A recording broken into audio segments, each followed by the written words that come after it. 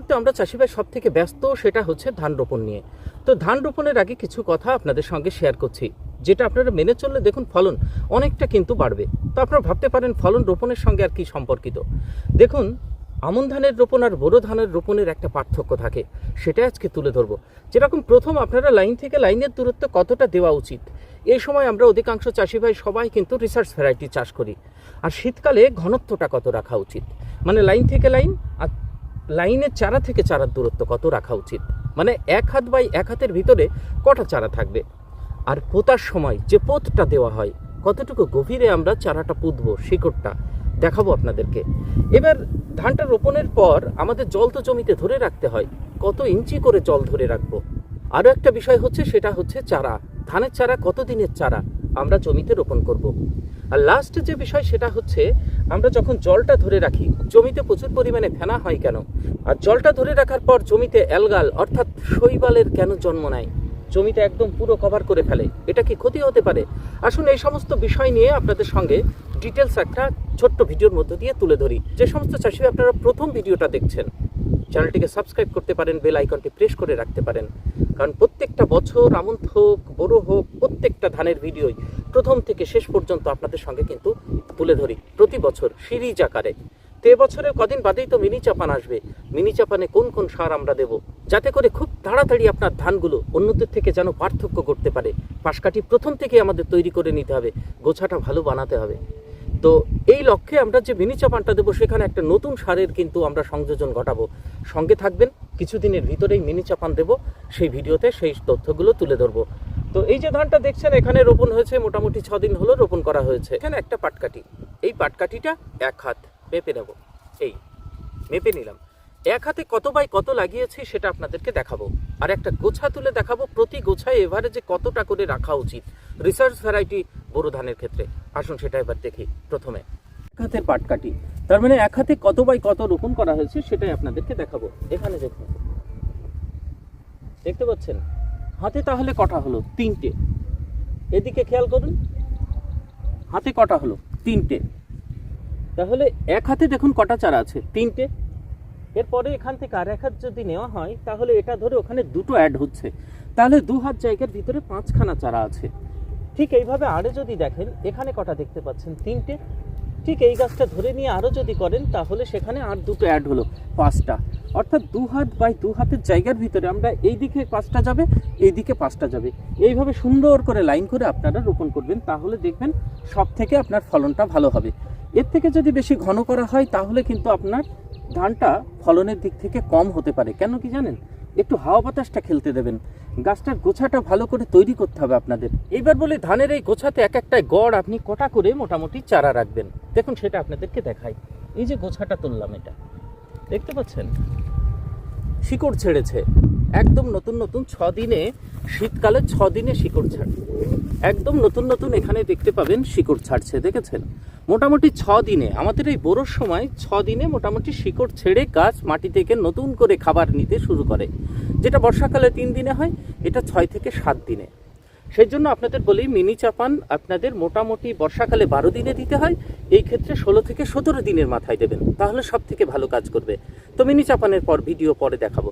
তো এখন যেটা বলছিলাম, গোছা, একটা গোছাতে দেখুন 1 2 3 4 5, তো মোট এখানে দেখতে পাচ্ছেন 5খানা ধান, ঠিক না? 5খানা গাছ, 5খানা কাটি এক একটা গোছাতে বসানো হয়েছে।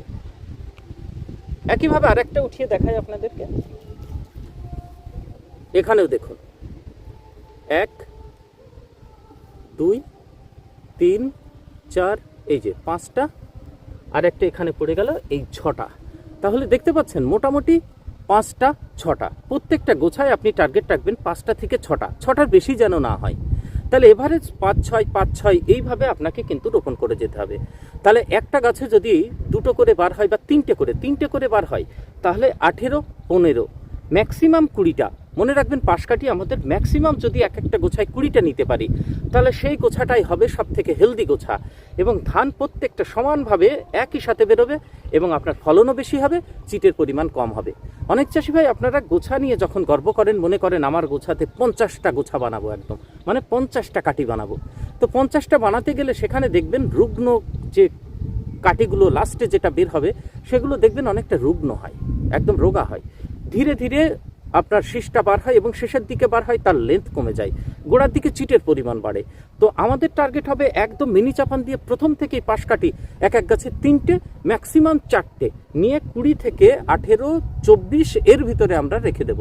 প্রত্যেকটা পাশ কাটি হেলদি বানাবো এবং সুন্দরভাবে আমরা একই সঙ্গে বের করে শীষগুলো বার হওয়ার পর ভালো ফলন নেব, চিটে মুক্ত ফলন নেব। এই জন্য বলি আমরা গোছাতে 5টা থেকে 6টা দেব, ম্যাক্সিমাম 6টা, নিম্নে 5টা।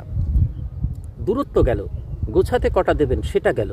এবার বলি পোতের কথাটা, নিচে কতটা নিচে কাদায় পোতা দেবেন। দেখুন খেয়াল করবেন, এই যে ধান আপনারা যখন তুলবেন, তোলার পর অনেক চাষি ভাই সদ্য কাদা করা জমিতে বসানোর পর এতটা করে পুঁতে দেয়, এতটা করে। এটা মোটেই কিন্তু সায়েন্টিফিক নয়। কতটুকু বসানো উচিত? এই যে শিকড়, ধরুন এখানে শিকড় আছে, শিকড়ের থেকে 1/2 ইঞ্চি উপরে উঠবে, ঠিক এইটুকু। এবার আপনি ভাবছেন আমি কাদা করে অত হিসাব করে জলের নিচে কিভাবে বসাবো? সেই জন্য আপনাদের বলি, যেদিন আপনি কাদা করবেন কাদাটা ভালো করে থিতাতে দেবেন। মানে পরের দিন আপনি যদি রোপণ করেন, কাদাটা সুন্দর থিতিয়ে যাওয়ার পর ওই মাটিতে আপনি তাহলে একদম ইজিলি এইভাবে বসিয়ে যাবেন, এইভাবে বসিয়ে যাবেন, আপনি বুঝতে পারবেন যে কতটুকু বসানো হলো। তাছাড়া আপনি যদি একদম সদ্য কাদা জমিতে বসিয়ে যান, আপনি চাপ পড়বে বেশি, না হলে গাছটা ভেসে উঠবে। তারপরে আবার যে ঘোলা কাদা থিতাবে সেখানে আবার একটা লেয়ার তৈরি হবে, অটোমেটিক্যালি সেটা নিচেই চলে যাবে। এই জন্য আপনাদের বলছি, পরের দিন যদি আপনারা রোপণ করেন সব থেকে সেরা হয়। অবশ্যই জল ধরে রাখবেন, নাহলে আপনারা বলবেন যে বেশি শক্ত হয়ে গেছে। কাদা ভালো করে করলে কখনো শক্ত হয় না। এই জন্য আপনাদের বলি পোতাটা যেন খুব বেশি নিচেই আমাদের যেন না যায়। এর কারণ কি, বেশি নিচে গেলে তাহলে আমাদের পাশ কাটি ছাড়তে কিন্তু দেরি হবে।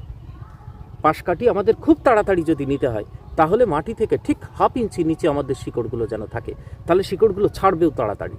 শিকড়গুলো ওপরের দিনের বেলায় এই যে সূর্যের আলো আছে, গরম পেয়ে তাড়াতাড়ি কিন্তু শিকড় ছাড়বে, আর গাছটা দেখবেন জমি তাড়াতাড়ি সবুজ হয়ে যাবে। এই তো গেল বিষয়। এবার আরেকটা বিষয় রয়েছে, সেটা হচ্ছে কতদিনের চারা আমরা লাগাবো। দেখুন অনেক চাষি ভাই আপনারা যদি বলেন যে 30 দিনে, সেটা সম্ভব নয়। শীতকালে 30 দিনে কোনোভাবেই সম্ভব হয় না, চারাগুলো ছোট ছোট থাকে। কারণ টানা শীতের ভিতর দিয়ে আমাদের কিন্তু চারাগুলো তৈরি করতে হয়। তো শীত যখনই একটু এই যে দিনের বেলায় তাপমাত্রা বাড়ে, চারাগুলো দেখবেন খুব হেলদি হয়ে ওঠে। মোটামুটি আমরা দেখেছি 35, 37, 38 দিন পর্যন্ত চারাগুলো কিন্তু রোপণের উপযুক্ত হয়ে ওঠে। তো আমরা যদি শীতকালে যদি 35 থেকে 40 দিনের মাঝখানে চারা বসাই, সেটা সব থেকে বেটার হবে।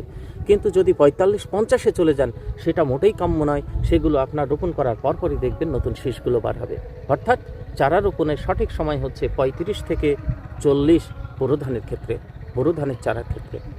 এইবার আসি, এই যে জমিতে দেখতে পাচ্ছেন ওপরে ফেনা তৈরি হচ্ছে। ফেনাটা কেন হয় জানেন? এখানে অ্যাকচুয়ালি এটাকে আপনি যদি বলেন অ্যালগাল ব্লুম, শৈবালের এখানে ব্লুম হয়েছে, অ্যালগাল ব্লুম। যে আমাদের ওয়াটার বডিজ যেগুলো থাকে, জলের ভিতরে যে সমস্ত গাছপালাগুলো থাকে, মাটিতে যদি আমরা নাইট্রোজেন এবং ফসফরাসের পরিমাণ প্রয়োগ করি, মানে বেশি পরিমাণে দিই, তাহলে আমাদের কিন্তু ওই জলজ উদ্ভিদগুলো খুব দ্রুততার সঙ্গে বাড়ে এবং এই যে শৈবালগুলো জন্ম নিয়ে ফেলে। দেখবেন একদম সবুজ মতো হয়ে জলের ভিতরে ভাসতে থাকে সুতোর মতো। এটা প্রচুর পরিমাণে হয়, বর্ষাকালে বেশি দেখা যায়। আর দেখবেন যখনই আপনার জলটা বেশি ধরে ফেলবেন জমিতে, মোটামুটি 1 করের থেকে বেশি, 1 ইঞ্চির থেকে বেশি, এই যে গলা গলা, অনেকে গলা গলা লেভেলে জল দিয়ে রাখে, মোটেই এটা কিন্তু কাম্য নয়।